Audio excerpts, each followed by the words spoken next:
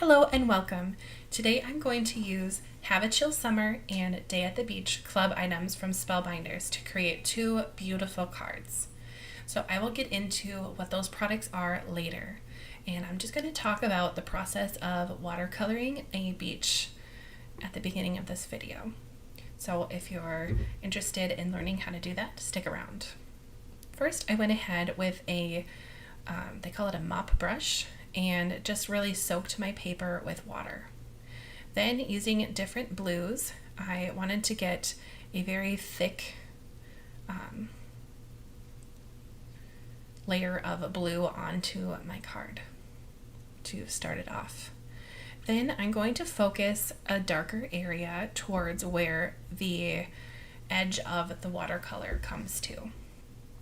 Now, I will be adding dark at the on the right side at the very end, but for right now I'm going to focus on making my wave, and this wave will be hitting the side of my beach.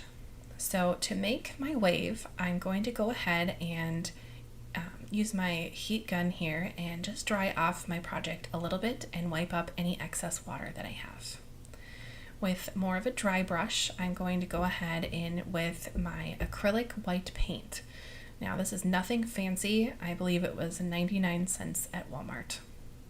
So I'm going to use acrylic on top of my watercolor and just kind of make a little bit of foam for my wave. This is basically a stippling method with my paintbrush. I considered using this fan brush to create the look, but it actually blended in more than I wanted it to, so I ditched that and started over with more white paint. That's the fun part about art and painting. You can try something and see what you like and try it again.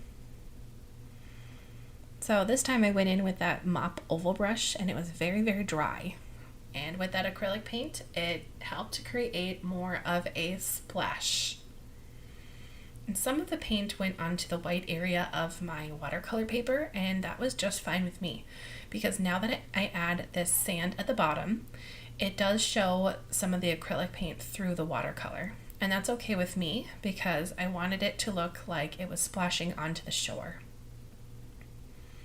So with some tan and brown and a little bit of gold, I make my sand.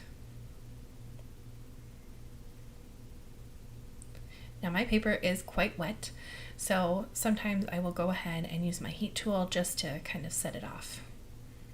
With a skinny brush, I went through with my acrylic paint again and just made my shoreline here a little more of a crisp edge. Then I added some big globs of acrylic paint to show my splashed area. Then with the blue, I added even more blue to the edge, and I wanted it to go from the white out to the dark sea to be a little more of a gradient effect. So I used a little bit of green and teal to make the effect of going from light to dark. I like the look of the acrylic and watercolor together, and I'm pretty happy with the finished product. I even added a little bit of black watercolor paper or watercolor to the top of my paper to create the deep sea. I wasn't too happy about this little area down here, but I ended up just going with it because I liked everything else. With my heat tool, I'm going to dry it off just a bit. I ended up walking away from the project and having dinner. And when I came back, it was nice and dry. But before I go to dinner, I am going to use some liquid stardust from Lawn Fawn to add shimmer to my wave. This is very full of glitter and shimmer. So if you're not interested in a glimmered look, you don't have to add this to your card.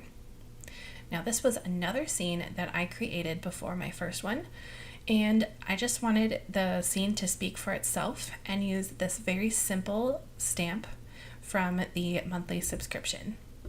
So now I'm going to briefly talk about what the subscription is all about.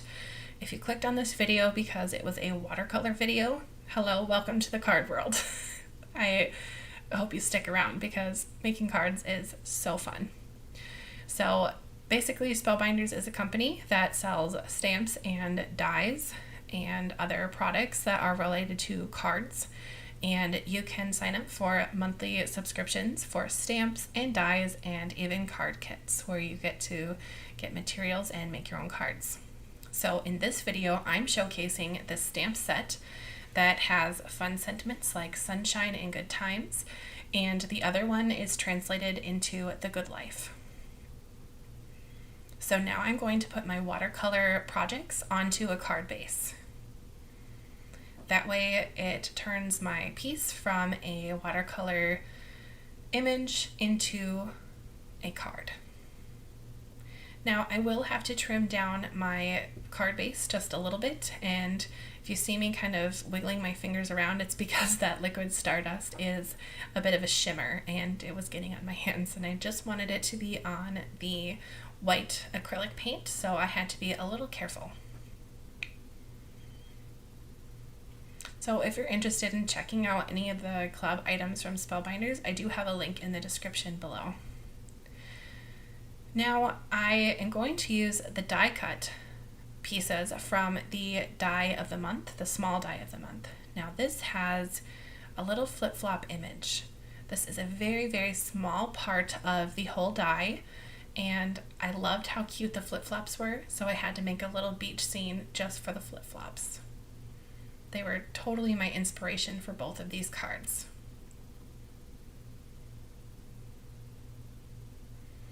With a little bit of liquid glue, I will assemble the flip-flops and put them right onto the card.